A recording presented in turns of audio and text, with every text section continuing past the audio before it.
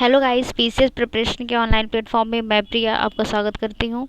I hope आप सब बहुत अच्छे होंगे।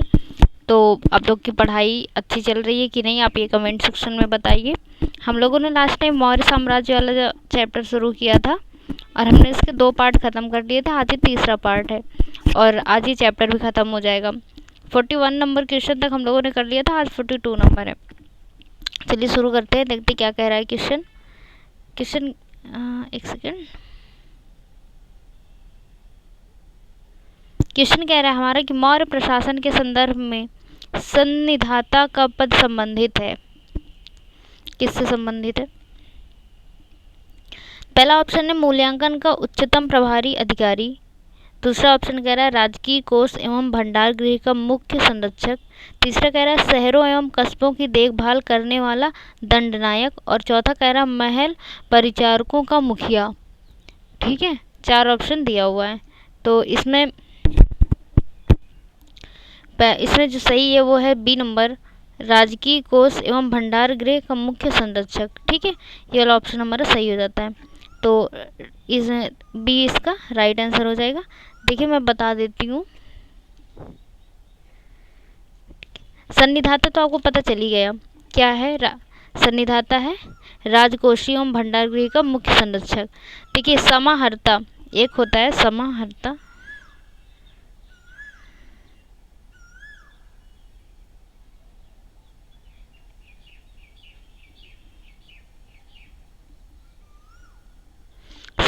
ये कर निर्धारण का सर्वोच्च प्रभारी अधिकारी है।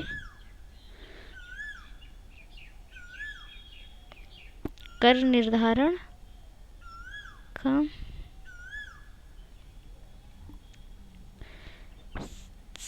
सर्वोच्च प्रभारी अधिकारी है ये। ठीक है, ये अधिकारी है। तो ये जो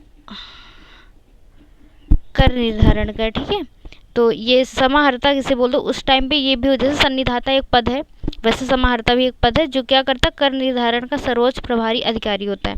ठीक है, एक और है नगर अध्यक्ष। नगर अध्यक्ष किसे कहते हैं? नगर अध्यक्ष किसे कहते हैं?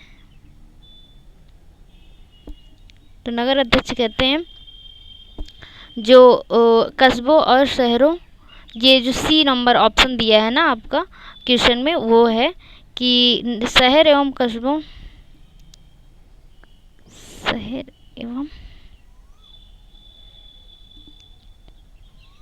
कस्बों की निगरानी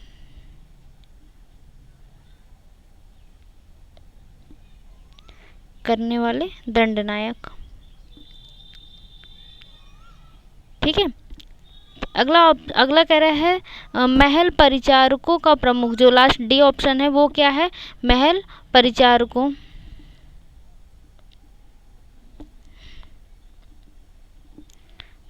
परिचारकों का मुखिया।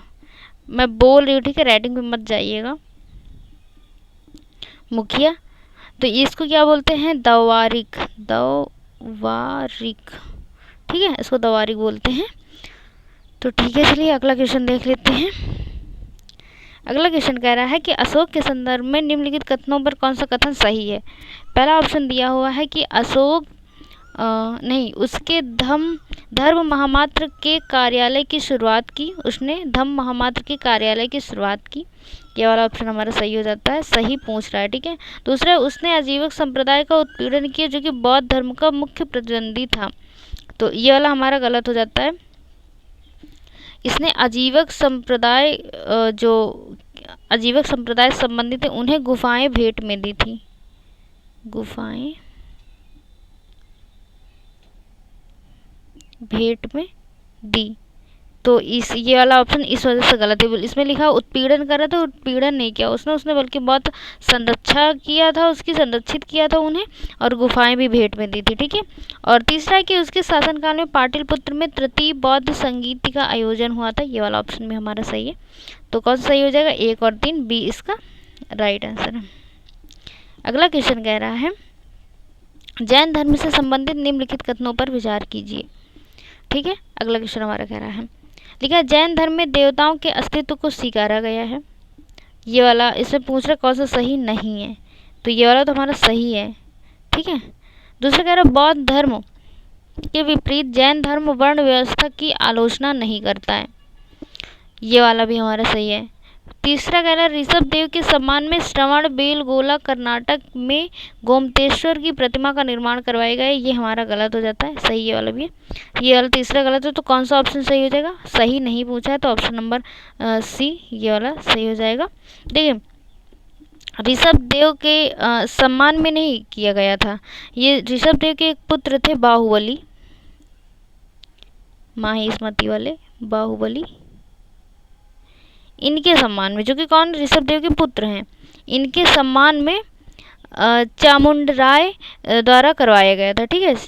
ये निर्माण जो प्रतिमा निर्माण किसने करवाया था? चामुंडराय के द्वारा, ठीक है।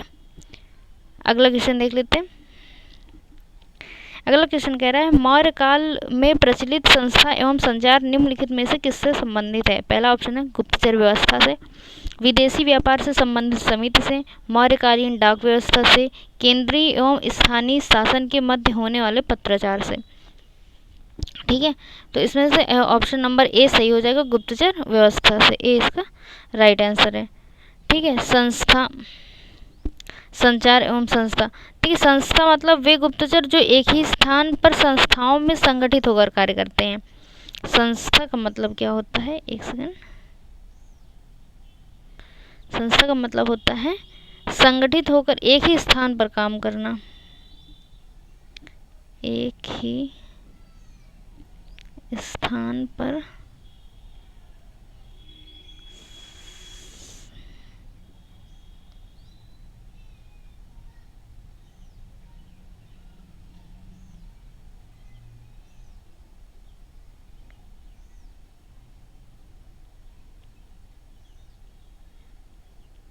और अगला है संचार। संचार किसे कहते हैं? संचार कहते हैं कि ऐसे गुप्तचर जो एक स्थान से दूसरे स्थान में घूमते रहते हैं, जो घूम घूम कर कार्य करते हैं,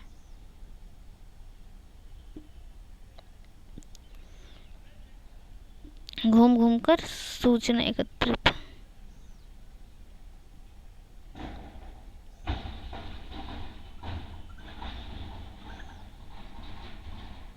ठीक है। चलिए अगला देख लेते हैं।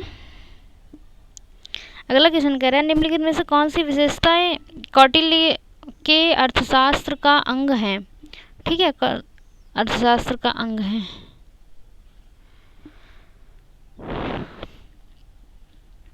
फोर्टी 46 नंबर क्वेश्चन है। तो इसमें पहला ऑप्शन पूछ रहा कौन सा सही है, सही आपसे पूछ रहा है। पहला ऑप्शन दिया है राज्य के सप्तांगों की चर्चा, दीवानी फौजदारी तथा व्यक्तिगत कानूनों का उल्लेख और युद्ध में विजय के उपाय, ये तीनों ही सही है, ठीक है। तो कौन सा सही हो जाएगा? 1, 2, 3 ऑप्शन नंबर डी इसका राइट आंसर है। अगला क्वेश्चन कह रहा है निम्नलिखित कथनों पर विचार कीजिए। लिखा है मौर्यकालीन स्तंभों की रचना एकल चट्टानों को काटकर नहीं बल्कि टुकड़ों में की गई है।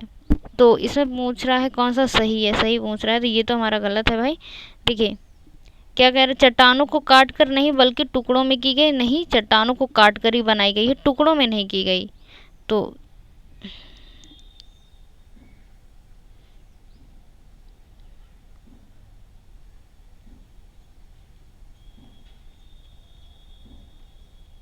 टुकड़ों में नहीं की गई, चट्टानों को काट कर ही बनाई गई है। दूसरा कह रहे हैं लोमस ऋषि की गुफा को अशोक द्वारा बौद्ध धर्मियों के लिए संरक्षित किया गया था। तो अभी मैंने थोड़ी देर पहले बताया कि बौद्ध धर्मियों के लिए नहीं, आजीवक संप्रदाय,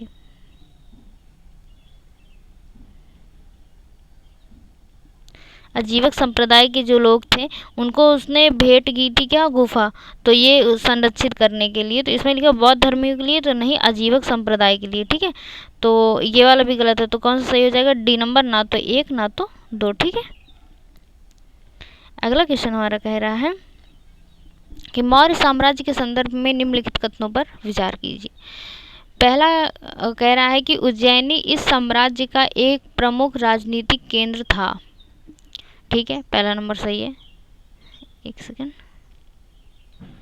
दूसरा ऑप्शन कह रहा है कि धम्म के संदेशों का प्रसार करने के लिए धम्म महामात्र नियुक्त किए गए थे। ये वाला भी ऑप्शन हमारा सही है, तो दोनों सही है। तो ऑप्शन नंबर सी इसका राइट आंसर हो जाएगा, 1 और 2 दोनों। अगला क्वेश्चन कह रहा है कि मौर्य प्रशासन के संदर्भ में निम्नलिखित कथनों पर विचार कीजिए। पहला ऑप्शन है कि मौर्य साम्राज्य के पश्चिमी प्रांत की राजधानी तोशली थी। ये वाला गलत है। इसमें पूछ रहा है कौन सा सही है ना, तो ये वाला गलत है। तोशली नहीं थी, तोशली की जगह क्या थी, उज्जैन थी, उज्जैन, उज्जैन। ठीक है, इस वजह से ये गलत है। दूसरा कह रहा है एक प्रांत को चक्र कहा जाता था और राष्ट्रपाल नामक अधिकारी द्वारा प्रशासित होता था। ये वाला ऑप्शन हमारा सही है, तो केवल 2 सही हो जाएगा। ऑप्शन नंबर 20 का राइट आंसर है। अगला क्वेश्चन हमारा कह रहा है कि मौर्यकालीन आर्थिक व्यवस्था के संदर्भ में निम्नांकित कथनों में से कौन सा सही नहीं है। पहले दिया है सोपारा तथा ताम्रलिप्ति पूर्वी तट पर स्थित महत्वपूर्ण बंदरगाह थे। ठीक है, तो ये वाला ऑप्शन हमारा सही है। दूसरा कह रहा है गरुड़ की छाप वाली आहत रजत मुद्राएं मौर्य साम्राज्य की मान्य मुद्राएं थी। ये वाला भी सही है। तीसरा कह रहा है प्रणय एक प्रकार का व्यापार करता। ये वाला भी सही है, तो मैंने इसमें ऑप्शन लिया नहीं है, तो इसमें जिसमें होएगा 1 2 3 तीनों सही है, वही वाला ऑप्शन सही है। मोस्टली डी में होता है, तो चलो बोल देते हैं कि ना, मतलब डी वाला ही सही रहता है। जिसमें 1 2 3 तीनों दिया हो, आप वही वाला सही मान लीजिएगा। ठीक है,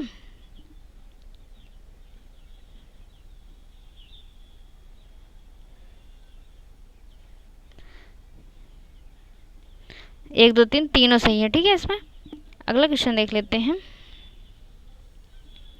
अगला क्वेश्चन कह रहे हैं मौर्य काल में गंगा के मैदान की संस्कृति साम्राज्य के सीमांत क्षेत्रों में फैल गई। गंगा मैदान की इस नई संस्कृति के आधार क्या थे, ये हमारा क्वेश्चन है अगला।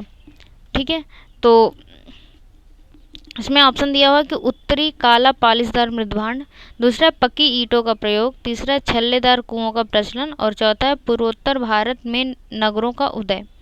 ठीक है, 4 ऑप्शन दिया है, तो ये चारों ही सही हैं इसमें कि उत्तरी काला पालिशदार मृदभांड, पक्की ईंटों का प्रयोग, छल्लेदार कुओं का प्रचलन और पूर्वोत्तर भारत में नगरों का उदय, ये चारों सही है। तो ऑप्शन नंबर डी इसका राइट आंसर हो जाएगा। अगला क्वेश्चन कह रहा है, छोटा सा क्वेश्चन है कि निगाली सागर लघु स्तंभ लेख का संबंध किस धर्म से है, एंड द आंसर इज बौद्ध धर्म से है। ठीक है, 20 का राइट आंसर हो जाएगा। जैन धर्म, भागवत धर्म, शैव धर्म से नहीं है, बौद्ध धर्म से है। 20 का राइट आंसर हो जाएगा। अगला क्वेश्चन देख लेते हैं। अगला क्वेश्चन कह रहा है कि भारत में मुद्रा व्यवस्था के विकास के संदर्भ में कौन सा कथन सही है। ठीक है, तो पहला दिया हुआ कि मौर्यकालीन सिक्कों पर केवल शासकों की आकृति खुदी होती थी, जबकि यूनानी शासकों द्वारा जारी किए गए सिक्कों पर शासकों की आकृति के साथ उनका नाम खुदा होता था। देखिए, ये वाला तो हमारा गलत है। गलत क्यों है, क्योंकि मौर्यकालीन सिक्कों पर केवल शासकों की आकृति नहीं, केवल चिन्ह खुदे होते थे। शासकों की आकृति नहीं, चिन्ह, केवल चिन्ह खुदे होते थे, इस वजह से ये गलत है। दूसरा कह रहा है प्रारंभिक सिक्कों पर खुदी आकृति पर भारतीय प्रभाव अधिक है, जबकि परवर्ती काल में सिक्कों पर यूनानी प्रभाव की व्यापकता दिखती है, मतलब व्यापकता है। तो यहाँ जो लिखा है ना कि खुदी आकृति पर भारतीय प्रभाव नहीं, विदेशी प्रभाव दिखता है। यहाँ पे विदेशी प्रभाव अधिक था, तो ये वाला भी गलत है। तो कौन सा कथन सही है ना, कौन सा कथन सही है पूछा है, तो डी नंबर सही हो जाएगा, ना तो 1 ना तो 2। अगला क्वेश्चन कह रहा है कि निम्नलिखित अभिलेखों में से कौन सा अभिलेख अशोक का धर्म विजय की जानकारी देता है। ठीक है, तो ये कौन सा है, 7वां, दूसरा, 12वां, 13वां अभिलेख देता है, डी नंबर है।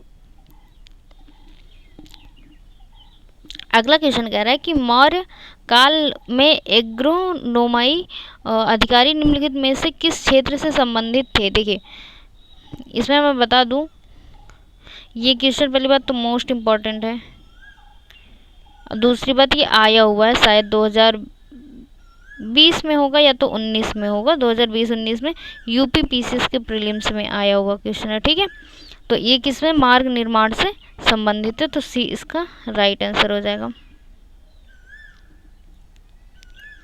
अगला क्वेश्चन कह रहा है कि बराबर पहाड़ी की गुफाओं के विषय में निम्न में से कौन एक सही नहीं है। सही नहीं है, नहीं है तो पहले हाईलाइट करेंगे। तो लिखा है पहले बराबर पहाड़ी पर कुल 4 गुफाएं हैं, चलो तो सही है।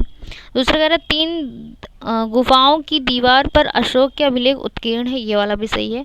तीसरा कह रहा है ये अभिलेख इन गुफाओं को आजीविकाओं को समर्पित होने का उल्लेख करते हैं, ये वाला भी सही है। चौथा है कि ये अभिलेख ईसा पूर्व 6ठी शताब्दी के हैं, ये गलत है हमारा, 6ठी शताब्दी नहीं 3री शताब्दी के अभिलेख है।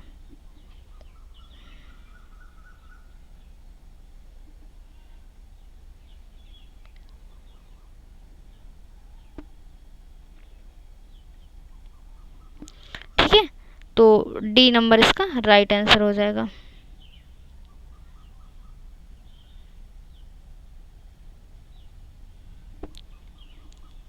अगला क्वेश्चन देख लेते, कह रहा है कि कलिंग युद्ध का विवरण हमें ज्ञात होता है किस अभिलेख से, 13वें शिलालेख से, और रुम्मनदेही स्तंभ लेख द्वारा, ह्वेनसांग के विवरण द्वारा, और प्रथम लघु शिलालेख द्वारा। तो इसमें सही ऑप्शन हो जाएगा ए, 13वें शिलालेख द्वारा, इसका राइट आंसर हो जाएगा। ठीक है, अगला क्वेश्चन कह रहा है कि अशोक के समकालीन तुर्मै कहाँ का राजा था। तुर्मै एक राजा था जो कि कहाँ का था, ये आपसे क्वेश्चन में पूछ रहा है। तो ये मिस्र के राजा थे। ठीक है, मिस्र के राजा थे।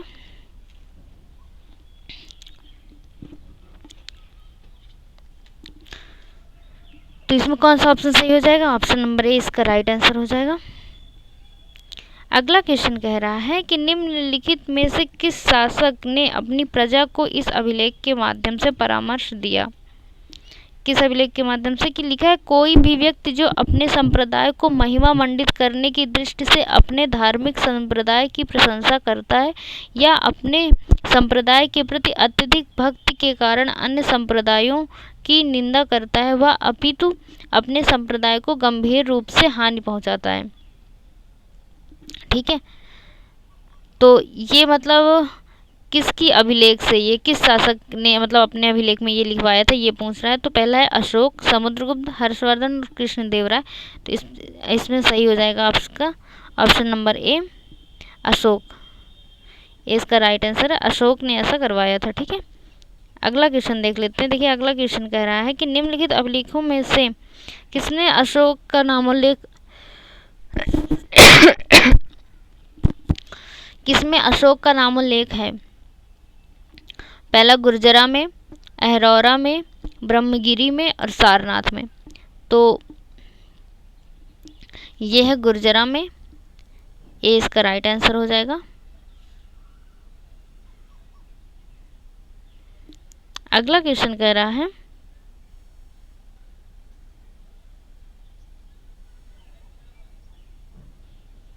अगला क्वेश्चन कह रहा है कि निम्नलिखित में से राज्य के सप्तांग सिद्धांत के अनुसार राज्य का 7वां अंग कौन सा है।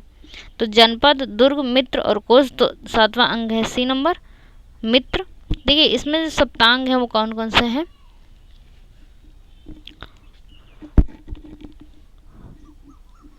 राज्य के सप्तांग, एक सेकेंड,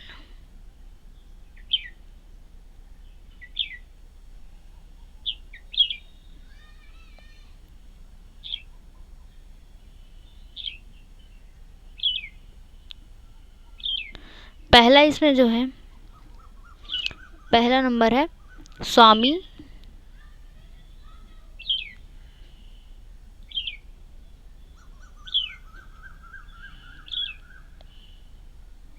दूसरा है अमात्य, अमात्य,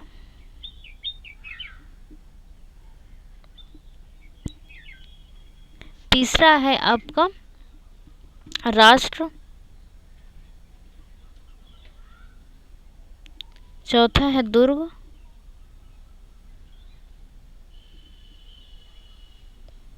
पांचवा है बल, छठवां है कोष और सातवां अभी आपने पढ़ा मित्र। ठीक है, ये सातों आप याद रखिएगा, इंपॉर्टेंट है।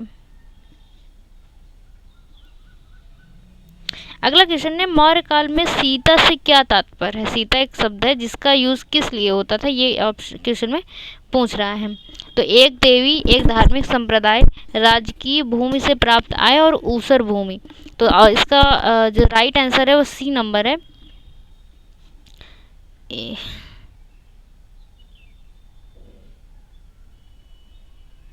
सी नंबर इसका राइट आंसर है, राजकीय भूमि से प्राप्त आय। ठीक है, अगला और लास्ट क्वेश्चन है इस चैप्टर का लास्ट क्वेश्चन है और आज का भी आखिरी क्वेश्चन है। कह रहा है मेगास्थनीज द्वारा लिखित इंडिका लुप्त हो चुकी है, किंतु उसके अंश किन यूनान एवं रोम के लेखकों की कृति में बचे हुए हैं। पहला है टेसियस, फिर प्लिनी द एल्डर, तीसरा है डायोडोरस सिकुलस और चौथा है स्ट्रेबो। ठीक है, तो इसमें जो सही आंसर है आपका, तो प्लिनी भी आता है इसमें और डायोडोरस भी आता है और स्ट्रेबो भी आता है। 2, 3, 4 सी इसका राइट आंसर है। ठीक है, सी इसका राइट आंसर है। टेरियस ये एक यूनानी दार्शनिक था। एक सेकंड, ये क्या था?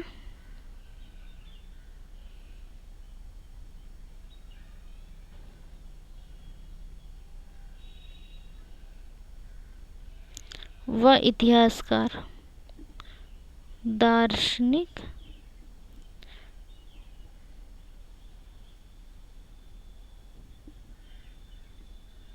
इतिहासकार था। ठीक है, तो इसमें ये वाला राइट हो जाएगा। तो चलिए आज की क्लास हम यहीं पे ख़त्म करते हैं।